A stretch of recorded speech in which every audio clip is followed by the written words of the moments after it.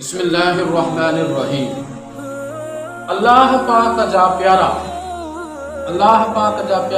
केड़ा आहिनि ऐं कहिड़ा मोमिन आहिनि। अमीरुल मोमिनीन हज़रत सय्यदना फारूक आज़म रज़ियल्लाहु तआला अन्हु फरमाइनि था, मूं नबी करीम सल्लल्लाहु अलैहि वसल्लम खे फरमाईंदे ॿुधो त अल्लाह पाक बाजमाअत निमाज़ पढ़ण वारनि खे महबूब यानी प्यारो रखंदो आहे।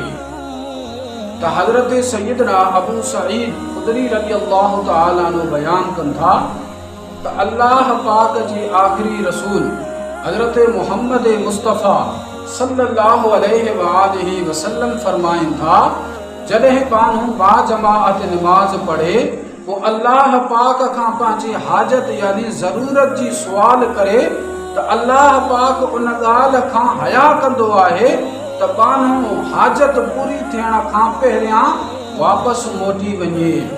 ऐं आशिकाने निमाज़ बेशक हाजत पूरी थियण जे लाइ सलातुल हाजत पढ़ण ऐं ॿिया विर्द वज़ीफ़ा करण तमामु सुठी ॻाल्हि आहे ऐं बहितर आहे, पर जमाअत सां फ़र्ज़ निमाज़ अदा करे पंहिंजी हाजत लाइ दुआ करण ही बहितर अमल आहे।